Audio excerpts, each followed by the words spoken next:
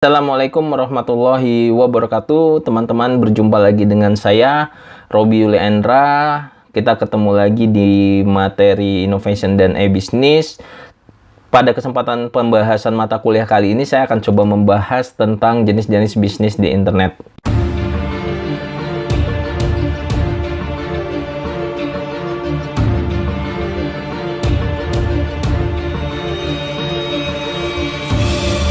Gitu ya, teman-teman. Mungkin banyak sekarang sudah masuk ke generasi milenial yang semuanya berhubungan sama gadget, berhubungan sama smartphone, berhubungan sama internet, yang tentunya kalau kita melihat adik-adik kita gitu ya, sudah memiliki cita-cita yang memang sedikit berbeda dengan cita-cita kita di masa yang dulu.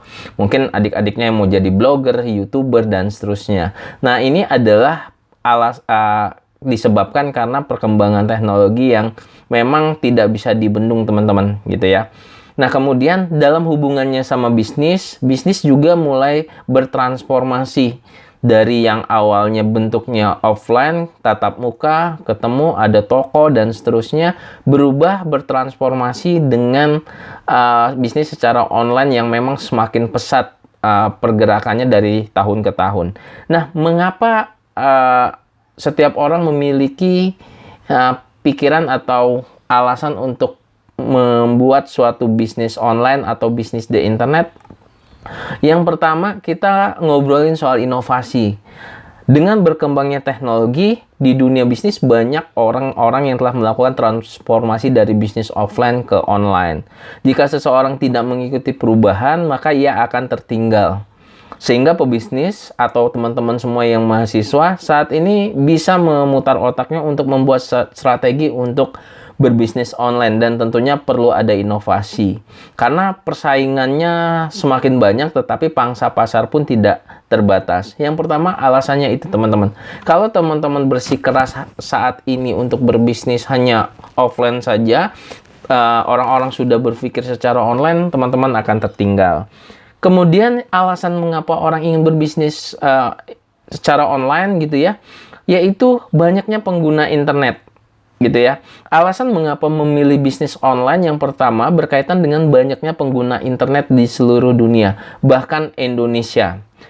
Pada tahun 2014, data mencatat bahwa pengguna internet Indonesia kurang lebih dari 71 juta jiwa. Dari total jumlahnya itu sekitar 250 juta. Dan pada tahun 2018 itu mengalami peningkatan yang sangat drastis sebesar 34,9%. Jadi pada tahun 2015 ini pengguna internet di Indonesia kurang lebih dari sekitar 88,1 jiwa. Nah, teman-teman, nanti coba kita cari data-data yang memang valid untuk tahun 2020. Apakah bisa sampai 100 juta atau bahkan setengahnya dari jumlah penduduk Indonesia itu pengguna internet. Nah, kalau misalnya seperti itu, kalian bisa kebayang nih pangsa pasar kalau saya jualan atau bisnis itu sangat luas banget. Yang ketiga, nah ini, pangsa pasarnya luas. Alasan memilih bisnis online yang kedua, karena dengan menggunakan internet, kita bisa melakukan komunikasi kepada orang lain dengan sangat mudah tanpa ada batasan ruang gerak dan waktu. Dimanapun dan kapanpun kita bisa menjalin komunikasi asalkan ada koneksi internet. Dengan pangsa pasar yang luas, maka akan semakin besar pula persentase untuk mendapatkan keuntungan atau laba. Teman-teman mungkin bisa berpikir sejenak ketika penjelasan di poin 3 ini. Ketika Anda bangun tidur misalnya, saya pengen beli baju kaos nih. Saya buka marketplace, Shopee, Tokopedia, dan seterusnya. Kalian tinggal pilih ukuran, warna, dan jenisnya. Kemudian kalian bisa tanya ke penjualnya. Kemudian kalau sudah oke, kalian bisa bayar. Nah, kemudian 3 hari atau 4 hari kemudian barang itu datang. Dan itu adalah salah satu kelebihan ketika kita menggunakan bisnis online. Jadi kita bisa komunikasi kapan saja, di mana saja. Nggak perlu ganti baju, mandi dulu, nggak perlu. Itu udah langsung bisa beli. Yang keempat adalah bisnis yang fleksibel dan juga mudah. Jadi kalau misalnya banyak orang yang berkata menjadi seorang pebisnis itu tidak semudah membalikan telapak tangan. Itu benar teman-teman. Namun untuk sekarang hal ini sudah tidak berlaku. Khususnya di bidang bisnis online karena banyak teknologi anyar atau teknologi baru yang membuat bisnis online menjadi lebih fleksibel dan juga mudah. Meskipun kita bukan seorang ahli. Ya contohnya adalah marketplace misalnya Shopee, Bukalapak, Tokopedia. Teman-teman nggak perlu membuat sebuah brand tertentu atau buat toko dan seterusnya. Kalian tinggal daftar, masukkan email, masukkan nomor HP dan seterusnya, jadi kalian memiliki toko untuk berjualan. Alasan yang kelima adalah pengenalan produk sangat mudah, teman-teman. Yaitu alasan memilih bisnis online kali ini berkaitan dengan kemudahan internet untuk mengenalkan produk baru.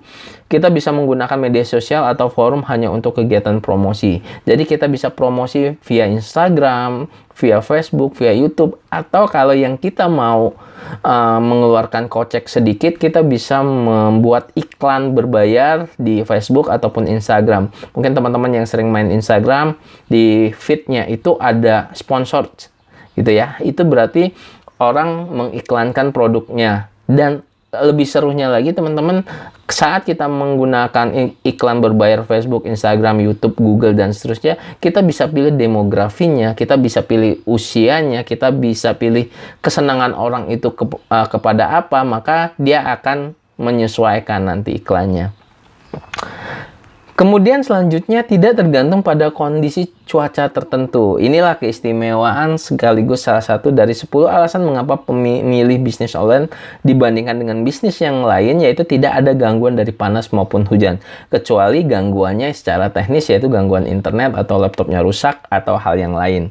Kemudian yang ketujuh adalah menciptakan lapangan pekerjaan. Di tengah kondisi ekonomi yang seperti ini, membuat banyak investor memilih untuk tidak menanamkan modal di Indonesia.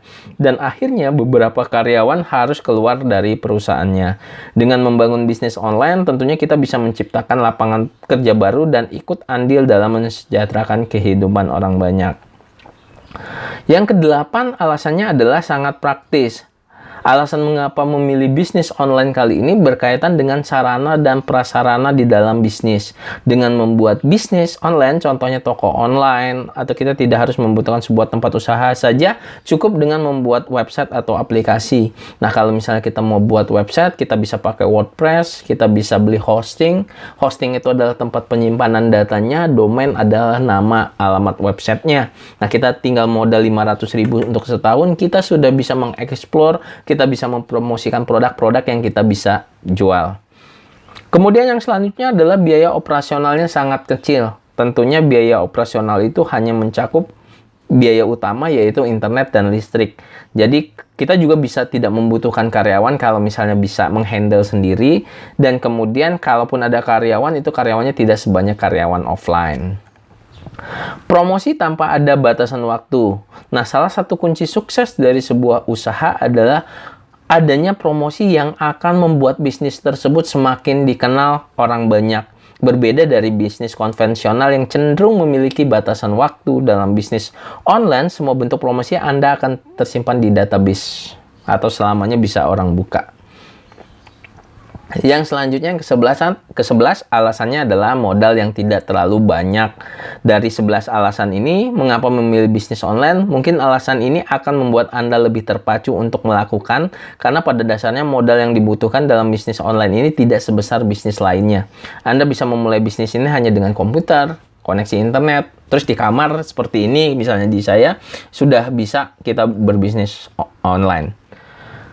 Nah, kemudian selain itu, yang menjadi pertanyaan Pak Robi, kira-kira jenis bisnis online apa yang paling populer saat ini dan bisa dilakukan siapa saja? Banyak teman-teman sebenarnya bisnis online yang bisa Anda lakukan. Tentunya tergantung dari keahlian. Maksudnya bukan keahlian Anda untuk mengoperasikan bisnis ini, tapi apa sih jasa atau produk yang Anda jual untuk melaksanakan bisnis ini.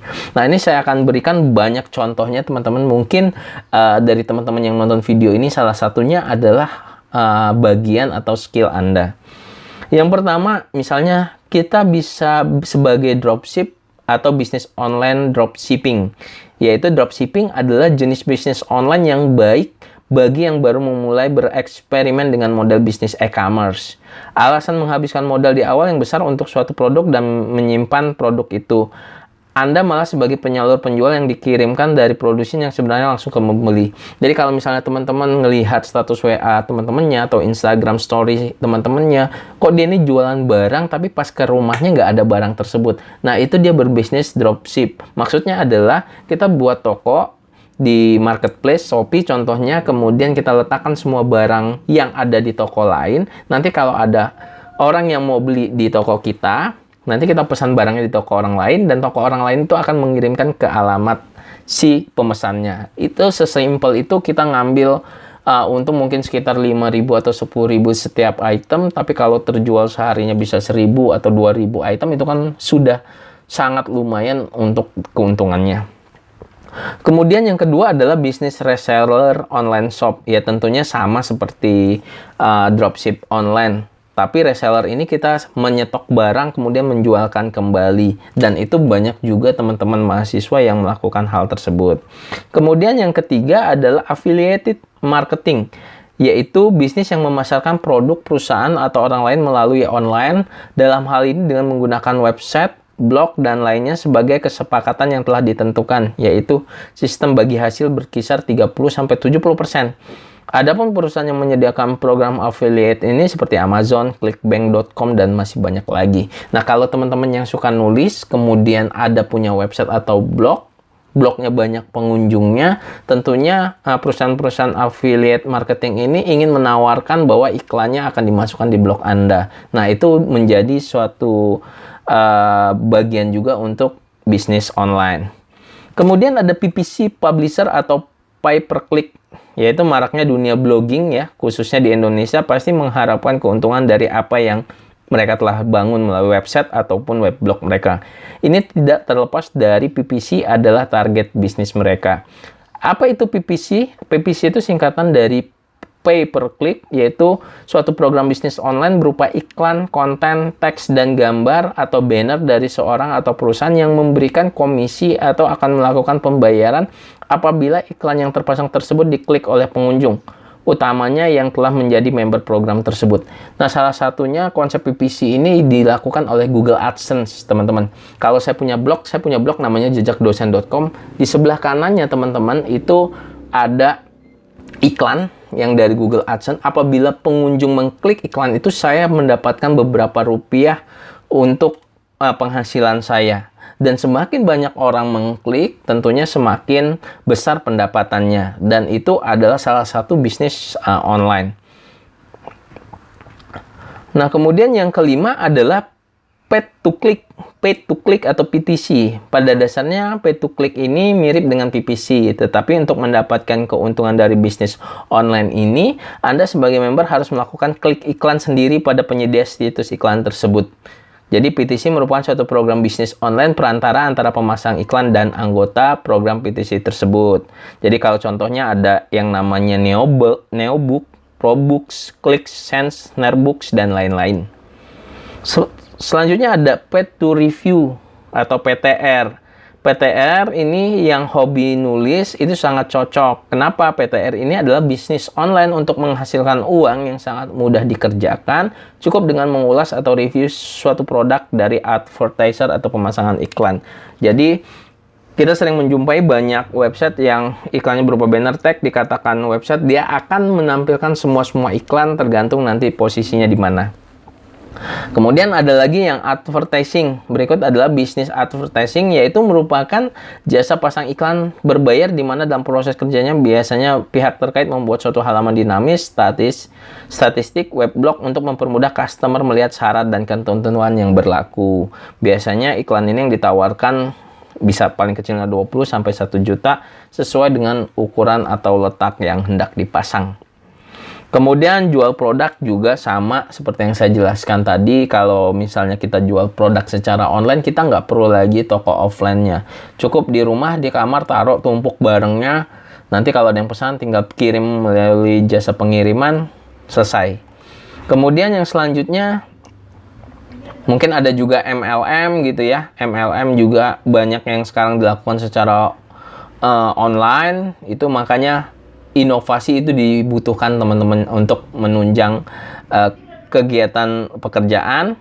Kemudian yang selanjutnya bisa banyak banget teman-teman peluang lainnya, yaitu misalnya membuat dan menghasilkan uang dari blog gitu ya. Seperti saya punya blog, saya mendapatkan beberapa rupiah dari iklan gitu misalnya. Kemudian membuat situs e-commerce, situs jual beli.